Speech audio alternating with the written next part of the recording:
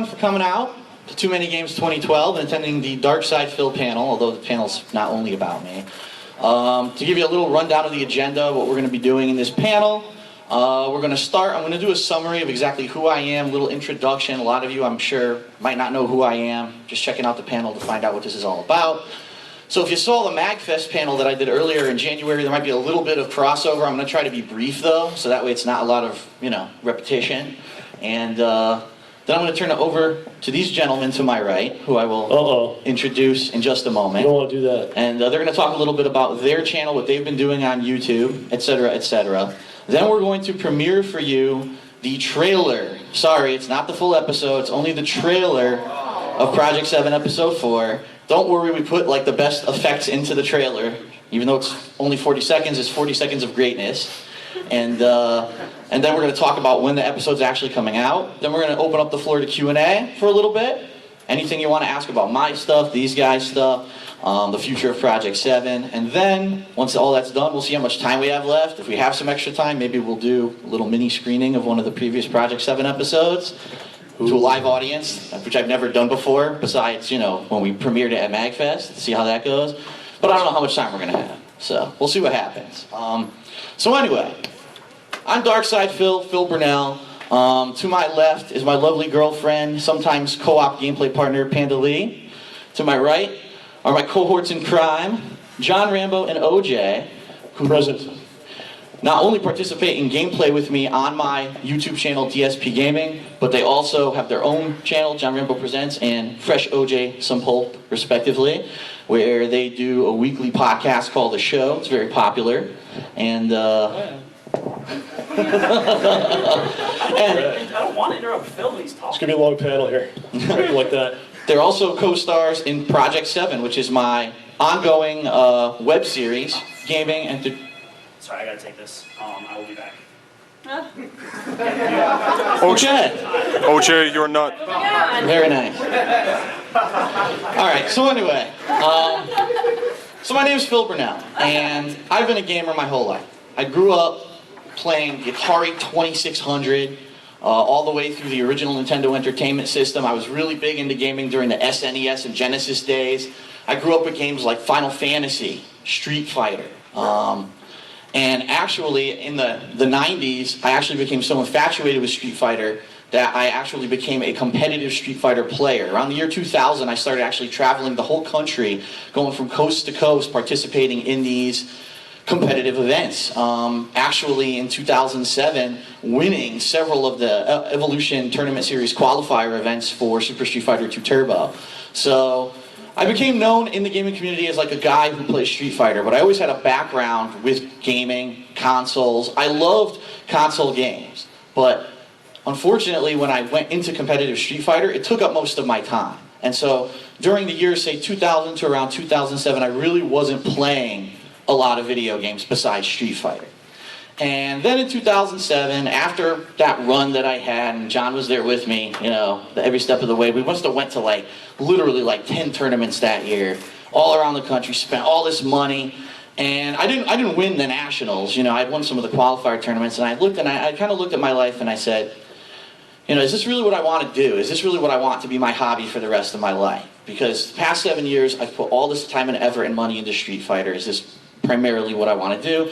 And after some, looking inside, I said, no, really, this isn't. I had fun doing it. It was a blast, but this isn't where I want my life to go. There's other things that I've always wanted to do that I haven't had a chance to do.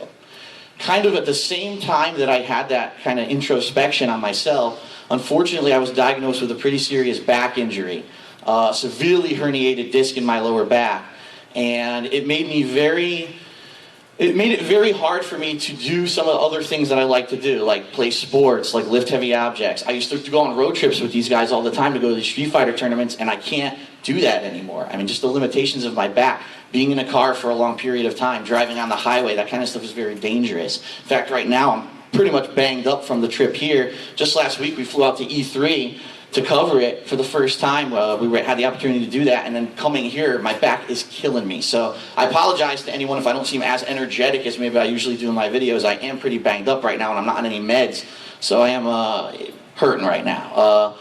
So during this period of time, I said, what else can I do as a hobby? You know, I've always loved video games, but I can't really do competitive Street Fighter the way that I used to. And it was about, I think, the fall of 2007, I made the decision, I'm going to get back into gaming. I'm going to go back and start playing all the games that I used to play. I used to play every game for SNES, every game for Genesis. I loved doing that back then, and I fell off from doing that. So I bought an Xbox 360, I bought a PlayStation 3, and I just started getting heavily back into gaming, trying to immerse myself in the gaming culture again. And during this period of time, I remember specifically I was playing this one game. It was a role-playing game. I don't know if any of you played it. It was called Lost Odyssey. And hell yeah, it's a good game. It's a good game. And I was stuck on this one boss fight. I couldn't figure out how to kill the guy, no matter what I did. And if any of you played Lost Odyssey, some of the boss fights can end up being like 30 minutes long at the end of the game. And I just couldn't figure this out. And I said, well, how can I figure out how to beat this guy? So I went online, I was looking around. At that time, GameFAQs was all the rage. You know, everyone's typing up these text documents on how to beat games. And I went to GameFAQs, nothing about it. And I was like, oh man, now how am I going to beat this guy? And so I went to YouTube. Now keep in mind, this was when YouTube was exploding. It had just kind of blown up. So everyone was uploading stuff to YouTube. And I saw this guy who was playing Lost Odyssey, and he beat the boss. And I was like, wow, that's great. But the guy wasn't doing any commentary. He wasn't talking over the video. It was just raw footage.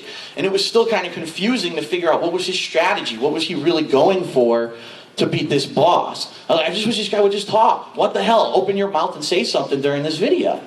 And as time progressed and I started playing more and more games, I got the idea. I said, you know what? Everyone's putting gaming footage on the internet. Why don't I do that? Why don't I just put up a camera and start recording when I play? And unlike what everyone else was doing at the time, where they were going for these expert level runs of games, they were doing montage videos of perfection. You know, oh, here's my Call of Duty match where I had 57 kills and 1 death. Like, okay, that has its place, but that's not what I was interested in. I just wanted to play a game and talk and give my honest reactions and feelings on what was going on when I did it, because I thought people might find that interesting. And so, in the fall of 2007, I started doing that. And lo and behold, as I started doing it, people were reacting. I remember one of my first videos I ever put up was Dead Space, Scary as Hell, on my original DarksydePhil channel on YouTube. And it was just me playing the second chapter of Dead Space. I was scared as hell because the game is really gory, the game has jump scares, and stuff was going on. I was like, holy, this is nuts, look at this, look at that. And the comments on the video were like, wow, this was great. You know, you took a scary game, but because you were talking over it, you made it entertaining as well as scary. And actually a lot of people liked that because they felt, oh, this isn't a kind of game, a genre of game that I could play because I'm scared of it. Because you're talking over it, we're having fun, and it makes it less scary and more appealing to a wider audience. And when I saw that, I was like, man, I should really just try recording all the games that I'm playing and see what happens. And as I started doing it, all of a sudden, I started getting views on these things. I'm like, you gotta be kidding me, you know. I'm not using direct capture footage. I got a camera, just like this camera right here that we're recording this panel with. That's the camera I use to record video games. I just put it in front of my TV, I frame it up, I set it up, and you're getting my live commentary and live reactions as I'm playing games. And people loved it. It just blew up. All through 2007, 2008, even into 2009, my channel just grew exponentially in views, in subscribers. And then, unfortunately, there were some problems along the way. There were some people who apparently didn't like the fact that I was getting popularity and I wasn't doing direct capture, and he's not doing that the right way. You know, how dare he try to do something different or be original? I hate that he's successful and I'm not. And I actually had people start impersonating gaming publishers and contacting YouTube, telling them that I was violating their copyright rights and to take down my channel, okay? And this actually did happen. My channel got taken down for a month. I believe it was in 2010, and it was around April 2010. And at that point, I was like, I'm just doing this for a hobby. This isn't a full-time thing I'm doing. I have a 9-to-5 job. I'm just coming home playing games a couple hours a day. What is these people's problem? Like, why would you want to take down someone who's just playing games and having fun? It didn't make sense. And eventually I got it cleared up, but at that point I said, you know, I need to take this a little bit more seriously, maybe take some steps to protect myself from this kind of thing. So what I ended up actually doing was creating a new channel, which you're actually looking at right now. It's called DSPGaming. And this is the channel that I've primarily been working on since 2010. And, you know, even though my subscriber count isn't as high as everyone else's, It's probably because I upload something like 30 videos a day. So a lot of people don't like the fact that because I'm uploading so many videos that it floods their inbox on YouTube. But take a look at my video views, 175 million views in 2 years. Some people have channels on YouTube for 5-6 years and they can't get that. I think it really speaks for itself that my style of commentary and video playthroughs is something that people want to see.